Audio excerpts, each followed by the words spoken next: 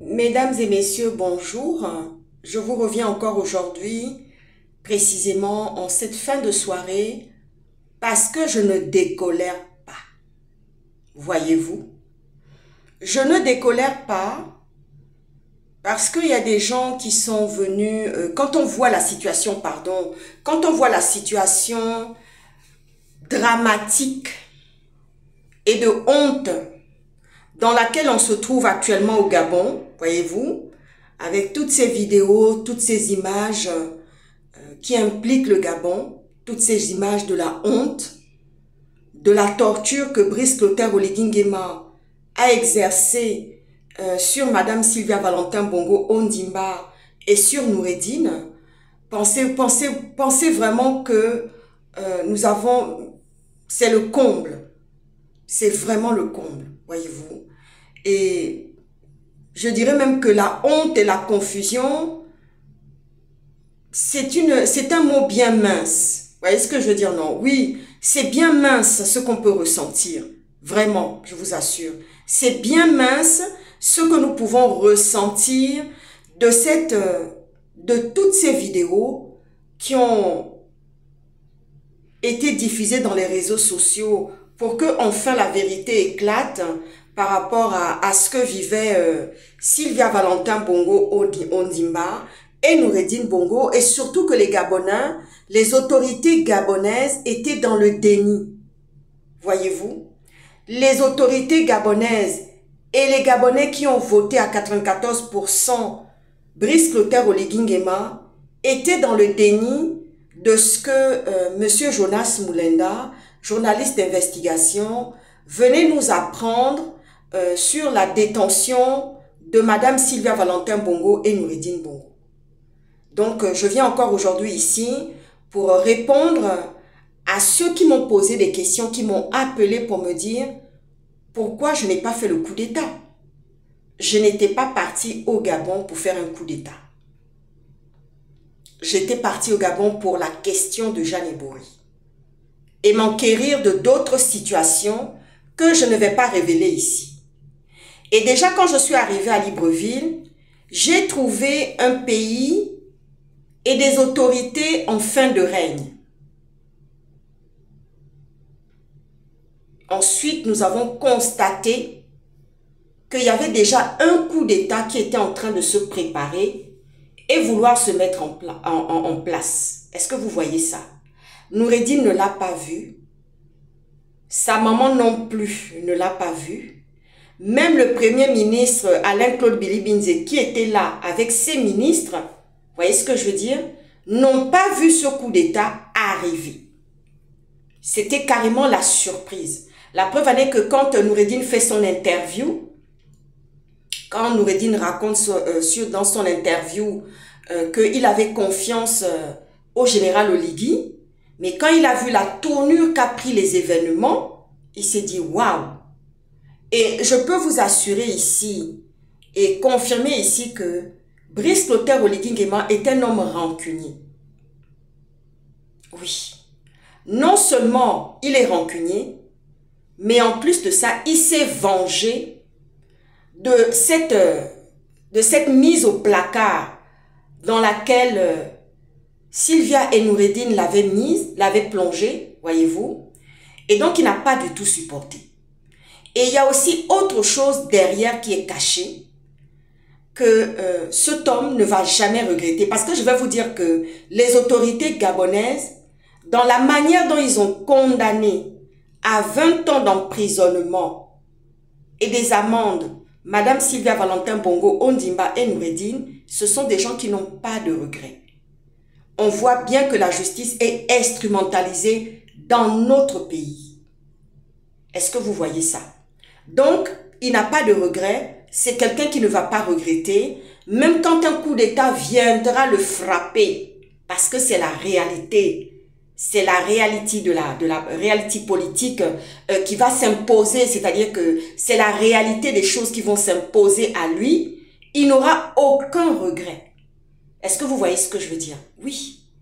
Par contre, les militaires qui n'ont pas, je vais vous donner encore une autre information, les militaires qui n'ont pas impliqué dans cette torture ont sauvé non seulement leur propre vie, ensuite ils se sont sauvés, ils ont été sauvés d'une condamnation et des emprisonnements. Ensuite, ils ont sauvé les couronnes de leurs épouses et leurs enfants. Est-ce que vous voyez ce que je veux dire? Oui, j'en perds un peu mon latin en cette fin de soirée parce que vraiment, je ne décolère pas. Parce qu'il y a des gens qui sont venus me poser la question, mais on ne fait pas un coup d'État comme ça. Est-ce que vous voyez ça? On ne fait pas un coup d'État comme ça. On ne se lève pas comme ça de but en blanc. Allez, ça y est, j'y vais. Et puis, je vais faire un coup d'État. Est-ce que vous voyez ce que je veux dire? Oui, je ne décolère pas parce qu'il y a des gens qui portent encore du jugement sur nous et notamment sur moi aussi en disant oui, mais pourquoi ils sont en train de défendre? Pourquoi ils défendent ces Français-là? Pourquoi ils défendent la famille Sylvia Valentin Bongo, Ondimba et Noureddine? Des gens qui ont pillé le Gabon, des gens qui ont fait ceci, qui ont fait ceci. Mais apportez-nous la preuve qu'ils l'ont fait. Apportez-nous la preuve. On sait qu'Oligui n'aura pas, moi personnellement de ce que j'en sais, Oligui n'aura pas de regret. Oligui n'aura pas de regret. Il est formaté ainsi à faire le mal. Il est né au travers du mal. Il est formaté au travers du mal. Donc, il ne va pas regretter ce qu'il a fait là. Vous voyez ce que je veux dire? Non. Il ne va pas du tout regretter ce qu'il a infligé comme torture à Sylvia Valentin Bongo Ondimba et à Noureddine Bongo. Vous voyez ce que je veux dire? Non. Parce que pour lui, il estime que il aura cette espèce de... ce sentiment qu'il aura vengé sa personne. Parce que ce n'est pas les Gabonais qui ont demandé ça. Ah oui, oui, oui. Même si c'est vrai qu'ils ont bêtement voté à 94% cet homme, ils lui ont fait confiance d'une manière, je dirais, abrupte, idiote et sans sagesse, ni intelligence, ni clairvoyance. Mais je veux dire par là que Oligui n'aura aucun regret. Et puis il y a quelque chose d'espèce de fin de règne. Vous voyez ce que je veux dire? Non. De la puissance française en Afrique qui ne dit pas son nom derrière tout ça. Oui. Et ça, je l'ai constaté. Je l'ai constaté dès l'instant où j'ai mis mes pieds à Libreville. J'ai senti une fin de règne qui ne disait pas son nom. Non seulement la fin de règne des Bongo, mais la fin de règne aussi de la France au Gabon. Oui, je l'ai ressenti. Parce que Oligui a deux rancœurs, deux attitudes de rancune dans son cœur. C'est qu'il a vengé sa propre personne. Ensuite, le fait que, bon, dans son esprit, il n'aime pas la France. Parce que, franchement, quand on entend son récit dans cette vidéo, où il raconte que je dirais au président Macron, mais il n'a pas peur. Il s'en fout. Il s'est vengé lui-même. Et ce qui lui traverse l'esprit a été fait avec les membres de sa famille et les membres venant de sa province. Donc, pour lui, Oligui, il n'a aucun regret. Il ne regrette rien de ce qu'il a fait. Vous voyez ce que je veux dire, non? Donc, honnêtement, les gens qui sont venus me demander comme ça, mais oui, pourquoi vous ne l'avez pas fait? Je n'étais pas partie pour faire un coup d'État. Mais j'étais prête à canarder quiconque allait s'attaquer à moi. C'est-à-dire que si on s'était attaqué à notre groupe, on allait riposter. Parce qu'on avait trouvé cette fin de règne en 2023 déjà dans le pays, fin de règne de la famille Bongo, que Noureddine et Sylvia n'ont pas vu. Est-ce que vous voyez ça? Ensuite, on a constaté en même temps qu'il y avait déjà un coup d'État qui se préparait. Et c'est pour cela que quand nous sommes rentrés dans la plantation pour faire notre marché, parce qu'on avait des agriculteurs qui nous alimentaient en vivres frais, du manioc, tout ce qui est consommé dans la région où on se trouvait. En deuxième temps, on les a rassurés pour dire qu'il y a quelque chose qui arrive. Parce que ça peut prêter à confusion quand je dis comme ça qu'on est rentré dans une plantation et les gens nous ont confondus et nous ont pris pour des libérateurs et on leur a dit non, ça ne va pas tarder. Parce que nous savions qu'il y avait déjà quelque chose qui se préparait dans le pays. C'est pour cela que j'ai répondu, ainsi à ces agriculteurs-là qui étaient dans le champ, chez qui on allait faire notre marché. On n'allait pas faire notre marché comme tous les autres, dans les marchés. Non, on ne s'exposait pas. On avait envie de quelque chose, on avait des bonnes connexions au Gabon, très bien installées, et on allait faire notre marché sur place. On savait ce qu'on achetait aux agriculteurs, et on savait ce qu'on voulait aussi. Vous voyez ce que je veux dire? Oui, parce que ça peut prêter à confusion. Moi, je ne suis pas venue là-bas pour faire un coup d'état à la famille Bongo. J'étais venue pour une situation qui me dérangeait énormément. Et si on avait un temps soit-il un peu été emmerdé, on allait riposter. Est-ce que vous voyez ce que je suis en train de vous dire aujourd'hui? Oui, moi je ne suis pas là pour raconter ma vie ou caresser quoi que ce soit. Vous voyez ce que je veux dire? Non. C'est pour cela que maintenant, depuis pratiquement 2 jours là, j'appelle encore énormément l'Éternel pour réclamer ma couronne du combat. Vous voyez ce que je veux dire?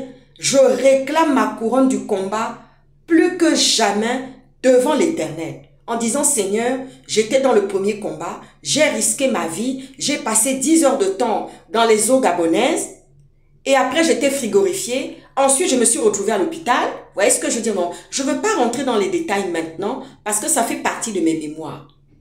Est-ce que vous voyez ce que je veux dire? Oui, nous on n'était pas partis pour ça.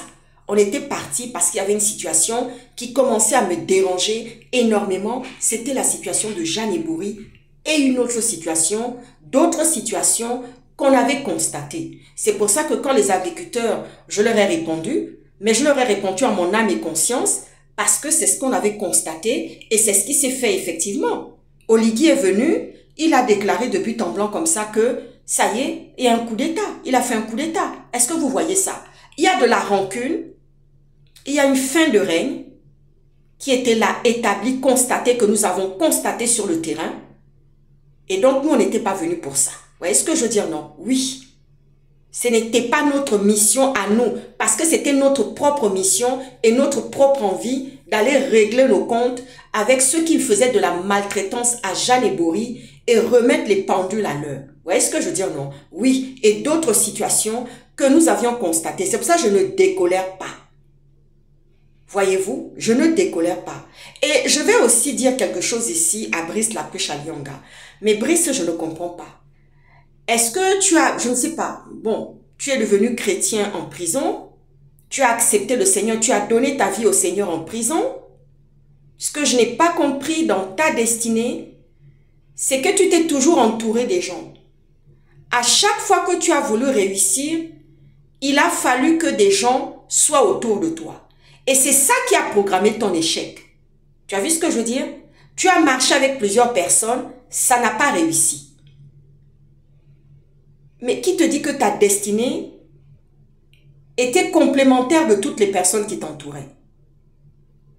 Ah ben oui, parce que tu n'as fait que marcher avec des personnes avec qui tu voulais prendre le pouvoir, avec qui tu avais envie de t'installer, mais ce que tu ne savais pas, Brice, c'est que Dieu ne t'avait pas programmé pour que tu puisses rayonner dans ta destinée avec des personnes autour de toi.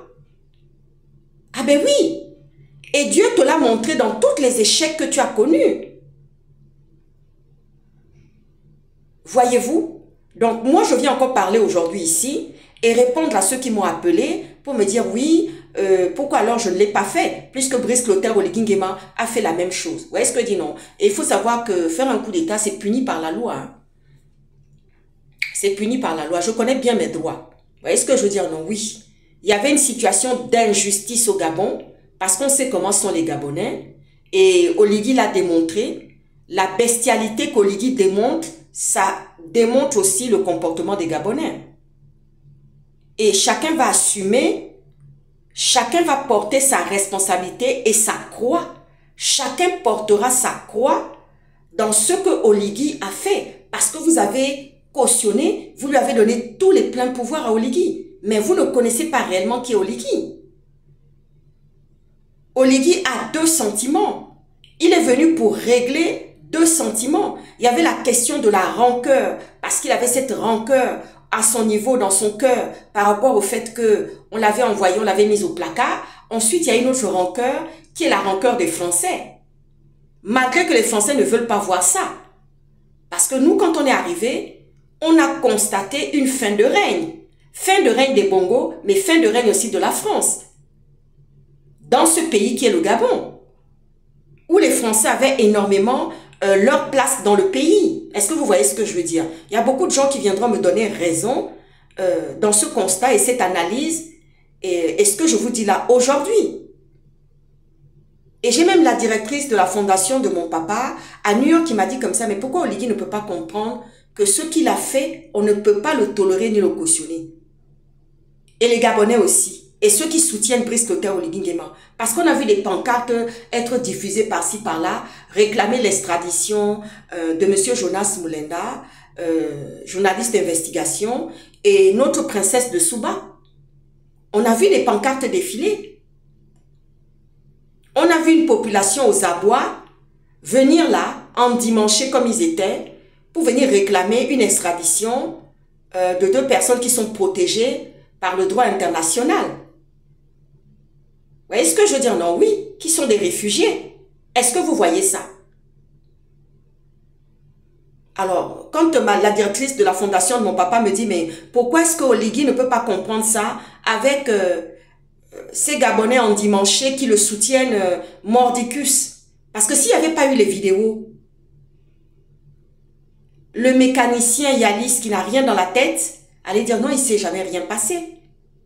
Et quant à ce que vous êtes venu dire en disant comme ça, oui, elle est ophtalmologue pédiatrique, mais pourquoi est-ce qu'elle va faire du mercenariat? Attendez, le médecin espion qui était derrière, qui était